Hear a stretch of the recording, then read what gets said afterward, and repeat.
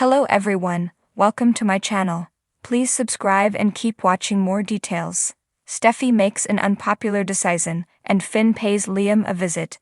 At the Forrester mansion, Steffy and Eric are reading the newspaper side by side on the sofa and move in unison to set their coffee on the table and cross their legs. Ridge, who has walked in, marvels at how in sync they are and muses, "You two really have this roommate thing down pat, don't you?" Steffy tells Ridge the kids are at the pool with Donna, and Eric lets her know he loves having them there and they can stay as long as they need. Steffy says they can't stay forever. Ridge asks what that means. Ridge reminds his daughter Sheila's on the loose and Finn's connected to her. Steffy feels she's been away from her husband for way too long. "It's time for me to go home." At Spencer Publications, Finn walks in and tells Liam he's there to make sure he's staying away from his wife. Liam warns him not to come to his office and start barking orders. The reason Steffy walked out on him has nothing to do with him. It's because he refused to cut ties with Sheila. Finn says he's told Steffy that Sheila will never have a role in their lives.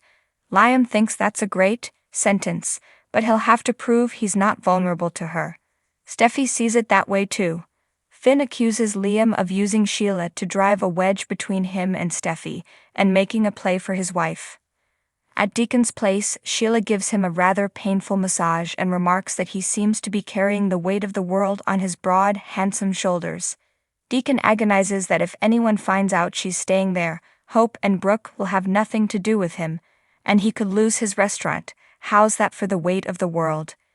Deacon grumps that he'll need a chiropractor after her massage, and Sheila cuffs him. She promises not to upend his life. Deacon mutters, "Too late."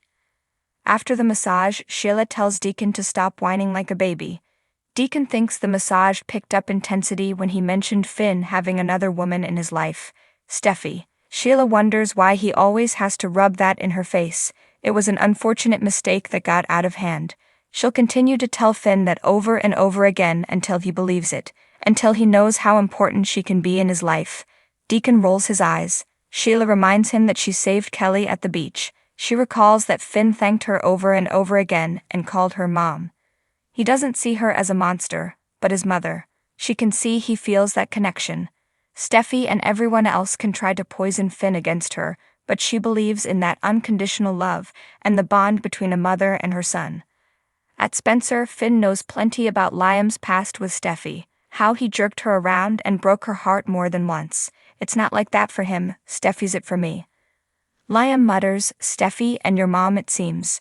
If he loves Steffy, he needs to prove it by getting rid of Sheila." Finn fumes, "Of course, I'm going to keep them safe." Liam replies, "Of course? No, you don't get to use the phrase 'of course' with me when you almost let my daughter drown and Sheila had to save her." Finn argues that she's okay. Liam says he's missing the point. "Sheila was stalking you." Liam repeats that he has to get rid of her. He's not sure if Finn will have to put a tracker on her or whatever, but that's what he should be focused on, not coming there and putting him on notice. "Your words, your assurances, mean nothing to me. Do something." Finn declares, "You're right. I do need to do something, but so do you." He needs to stop sniffing around. Just because his marriage is rocky, doesn't mean Liam has the right to make a pass at his wife. At the Forrester mansion, Steffy tells Eric and Ridge that Finn apologized and promised to protect them. Ridge says they've heard all of this before and Sheila is still out there. Steffy talks about her flashbacks and admits that sometimes when she looks at Finn, she sees Sheila. Eric asks how she can even consider going back to that house. Steffy won't lose her husband, especially not because of Sheila. Once alone, Ridge asks Eric, "Are you okay with this?" Eric's not okay with it and thinks it's bad and dangerous, but he knows she won't be talked out of it. She's hard-headed. "I wonder where she gets that." Ridge says he got it from his mother. He wishes she were there. She'd know what to do. Eric says Stephanie would eat Sheila up and spit her out. They chuckle. Ridge wants Steffy to have everything she wants, but Sheila's still out there and is still a problem. Eric nods for everyone. At Deacon's place, he tells Sheila he doesn't want her to have lofty expectations and then get hurt. Sheila adores him for caring, but she isn't giving up on a future with her son. "I am going to have a true relationship with Finn. Boy, it's going to start today." At the Cliff house, Finn tidies up as he hears a car pull into the driveway outside. When the door opens, he greets Steffy. He got her text asking him to meet her there. Finn tells her she looks beautiful, and he's missed her so much. She's missed him too. Finn is hoping she's ready because they've apart for way too long. He tears up. It's not the same without you here. Finn details why he needs her and asks, "Please tell me that you're ready to come home." Steffy nods, "Yeah, I love you so much and the kids miss you." She wants to get them kids and come back. "I want to come home."